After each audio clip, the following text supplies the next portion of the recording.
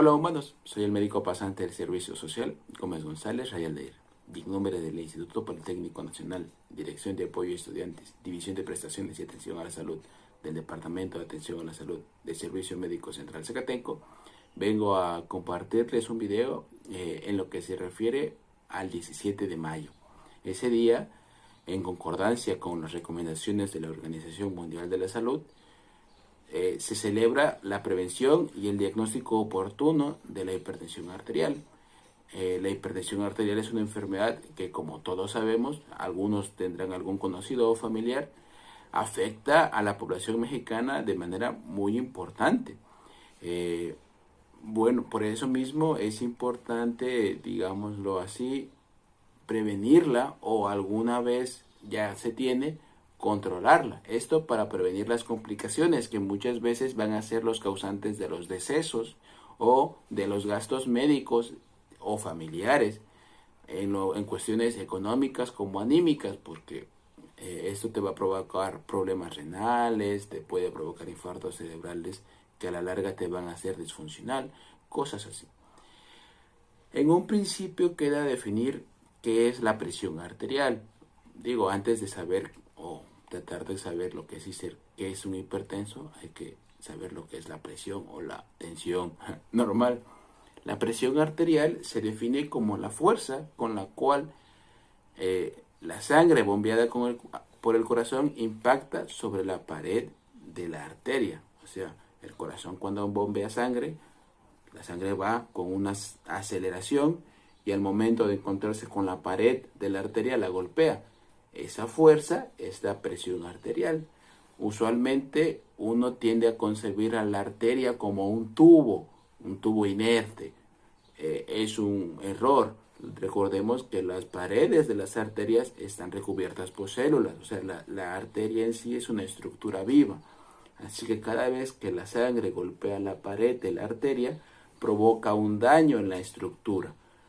Cuando la presión es normal, esto quiere decir menor de 129 o 129 hacia abajo en la presión sistólica y menor de 89 o 89 hacia abajo en la diastólica, la capacidad de recuperación de la arteria es suficiente para mantener, digamos, funcional el vaso.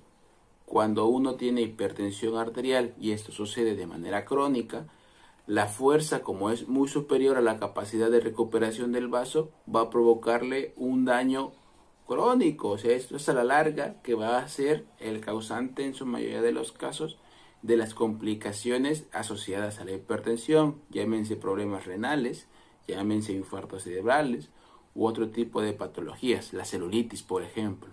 Espero que haya quedado claro. Como mencioné hace un momento, una hipertensión se va a definir a partir de cifras tensionales mayores de 130 en el caso de la sistólica, que es la primera, y mayor a 90 en el caso de la diastólica, que es la segunda.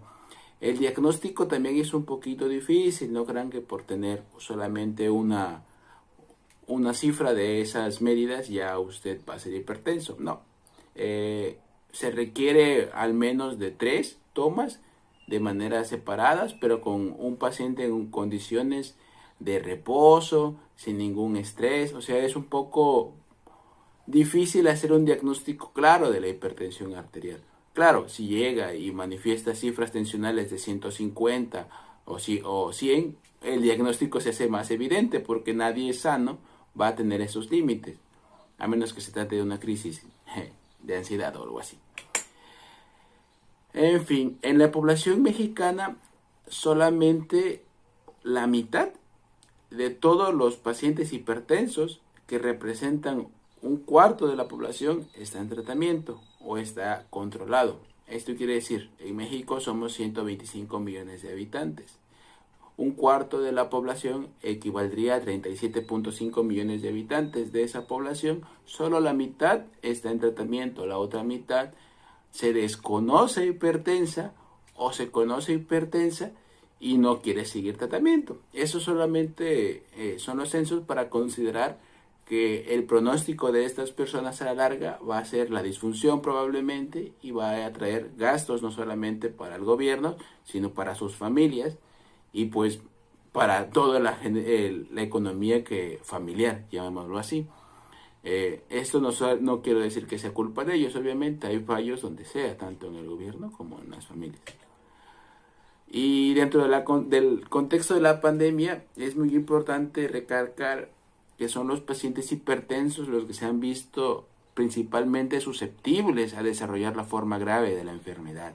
Esto ha sido identificado por cuestiones genéticas, que un paciente hipertenso siente a proyectar cierto tipo de receptores celulares, esto digo ya es a nivel bioquímico, que lo hace más susceptible a infectarse de la manera del virus y desarrollar la forma grave de la enfermedad. Por lo tanto, este tipo de pacientes deberá tener sumo cuidado en los años próximos, porque la pandemia no se va a eliminar de aquí a algunos meses, va a seguir presente en la población durante al menos unos años. Sin nada más que decir, espero haya servido un poco mi video.